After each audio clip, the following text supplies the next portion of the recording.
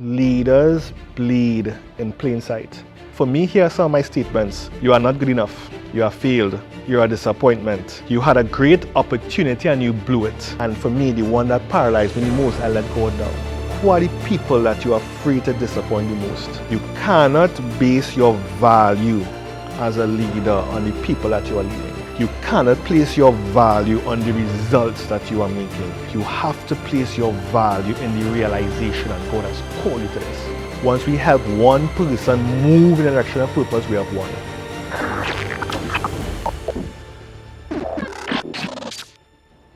Today we're taking a deep dive into section 1. So Help I'm Called to Lead is broken into 3 sections. And I call section 1 the leader within. A significant amount of a leader's time and energy is directed towards external elements. What is happening in the environment, the welfare and progress of the people, attaining goals and objectives, etc. While this external focus helps a leader to win in the short term, is the ongoing internal work that keeps their head and heart in the game long term. In this section, you map a journey to have a beautiful encounter with the leader in the mirror. This is the juncture where clarity of the call to lead is confirmed.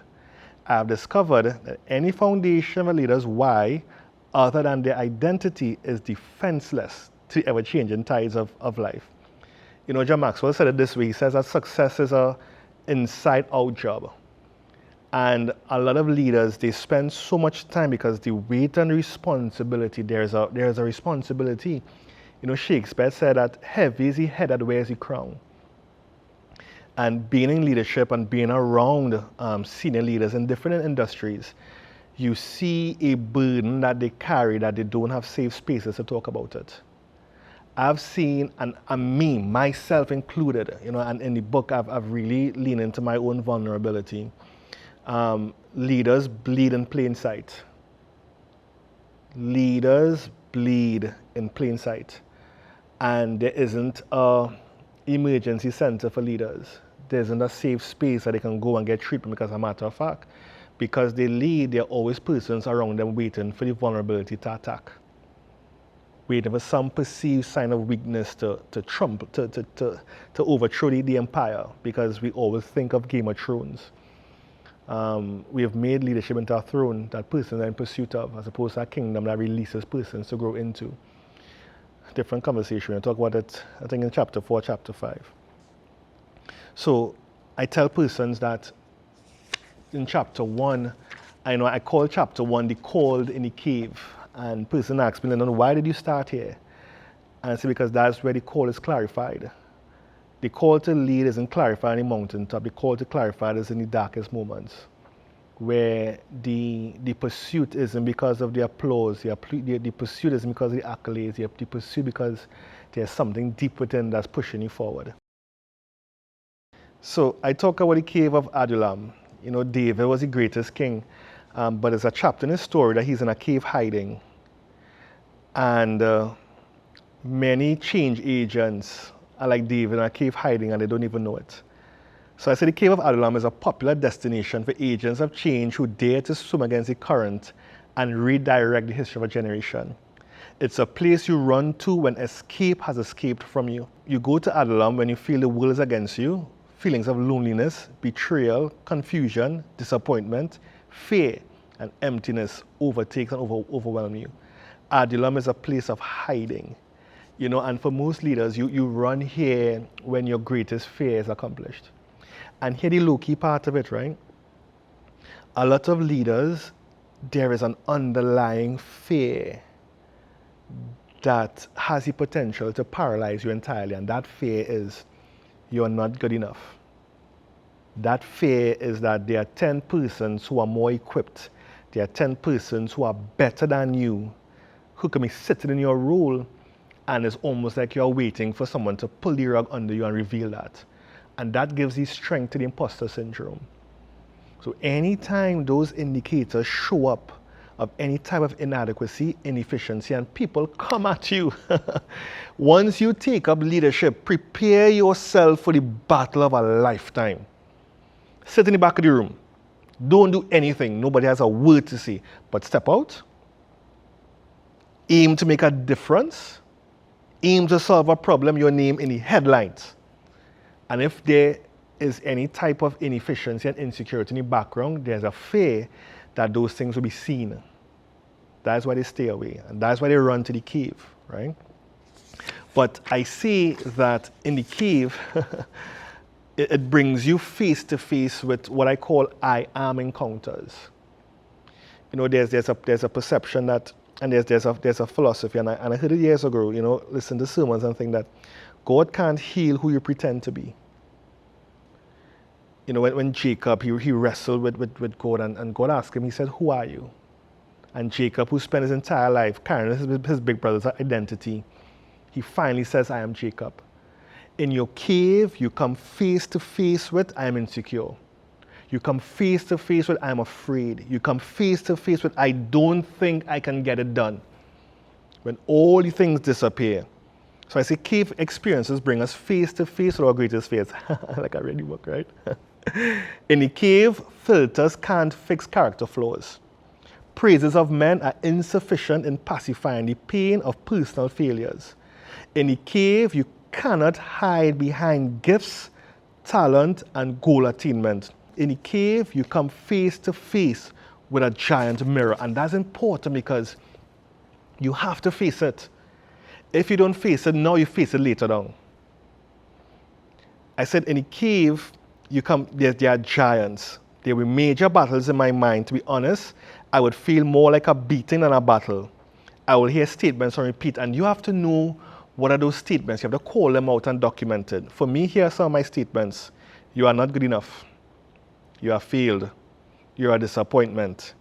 You had a great opportunity and you blew it. You have let people down, and for me, the one that paralyzed me the most, I let God down. Think about the moments in your life where you felt like you disappointed God. Think about it. Who are the people? Pause this thing right now and answer this question. Who are the people that you are afraid to disappoint the most? That's paralysis 101. That's your I am encounter. And while those negative beliefs and those fears are the giants, in the cave, you have to become your own David. There's no David that's going to show up to kill your Goliath. You have to kill him yourself. And now I say, there are two importance I've learned from fighting cave giants. Firstly, the fight is never over until there's an I am moment. The moment where you reveal your greatest insecurities, you confess like Jacob, I am Lyndon. I'm afraid. I'm not enough. Those are my confessions. You'll have yours as well. But there must be a point of humble surrender. For leaders, victory comes from vulnerability. Paul said, he says, where I'm weak, then I'm made strong. You have to surrender your weakness. And as a matter of fact, you have to surrender your strengths.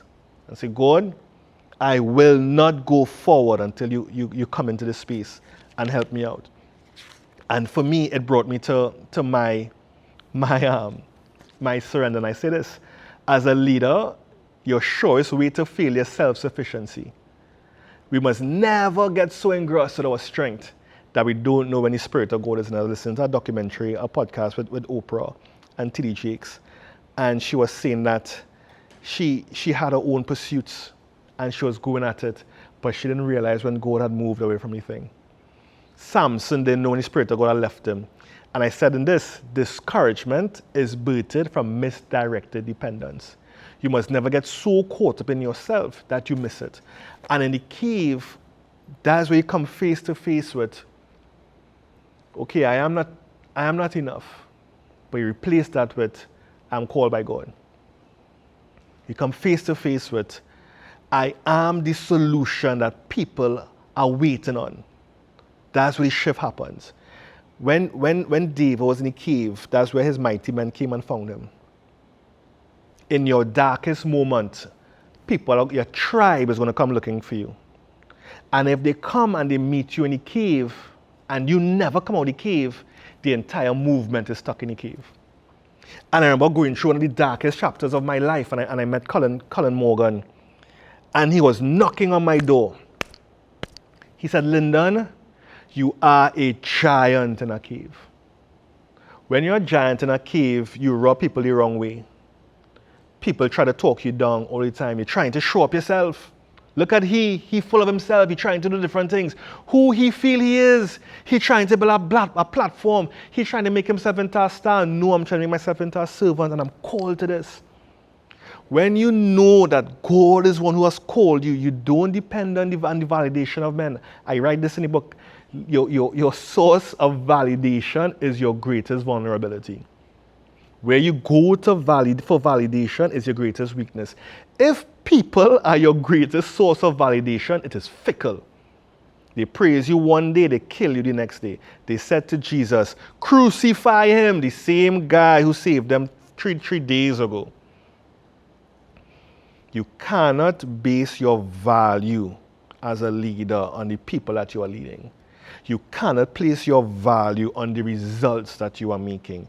You have to place your value in the realization that God has called you to this. That's why for me, it doesn't matter how much views this video gets. Doesn't matter how many subscribers jump on this channel.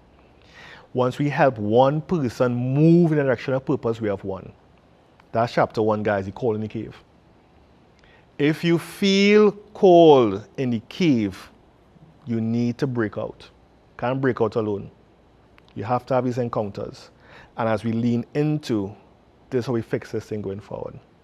Jump on the journey, guys. This is called to lead. This is lead. This is going to be the journey that changes your life forever. And most importantly, it transforms the people who you are called to lead. And that's how you make massive impact on the earth.